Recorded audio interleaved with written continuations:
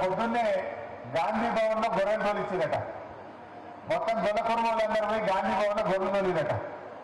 ఎందుకు 100 రోజుల్లో 2వ విడత గొర్రెలు ఇస్తాను, 500 రోజులు అయింది, మీ సంగతి ఏంటని గొల్ల కుటుంబాలంతా గాంధీ భవన్ ఉపయోగించినట్టు కాదు. గొర్రెలు కూడా పోయినాయట గాంధీ భవన్. మా యాదవ్లో మంత్రి పదవి సంగతి ఏంటని అడిగిందట. అంటే ఏది చూసినా అంత ఆగమాగం సగం సగం ఉన్నది. గ్యాస్ పథకం ప్రారంభించింది. ఏమైంది, 3 నెలల గ్యాస్ సిలిండర్ల సబ్సిడీ పైసలు ఉండకుండా పడతలేవు, బంద్ అయిపోయింది, సబ్సిడీ బంద్ అయిపోయింది. ఇందిరమ్మ ఆత్మీయ భరోసా అన్నారు, అది 10 లక్షల మందికి వేస్తామన్నారు, 1,00,000 మందికి ఒక్కసారి వేసిండు, దాన్ని బంద్ పెట్టింది, అది కూడా అదే పోయింది. ఇక రాజీవ్ యువ వికాసం అయితే ప్రారంభం కాకముందే ఆగిపోయింది దాని సంగతి. సన్నాలకు బోనస్ అన్నారు, అది కూడా ఉత్తరైపోయింది, తుస్సుమన్నారు.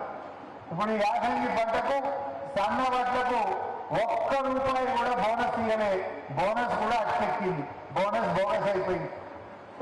ఒక తాపు ఇచ్చిండు, బోనస్ బంద్ అయిపోయింది. రాజీవ్ వికాసం స్టార్ట్ అయ్యాలి, గ్యాస్ సిలిండర్ 3 నెలల బంద్ అయిపోయింది, గొర్రెలు బంద్ పెట్టేసిండు, ఏది కూడా చక్కగా లేదు.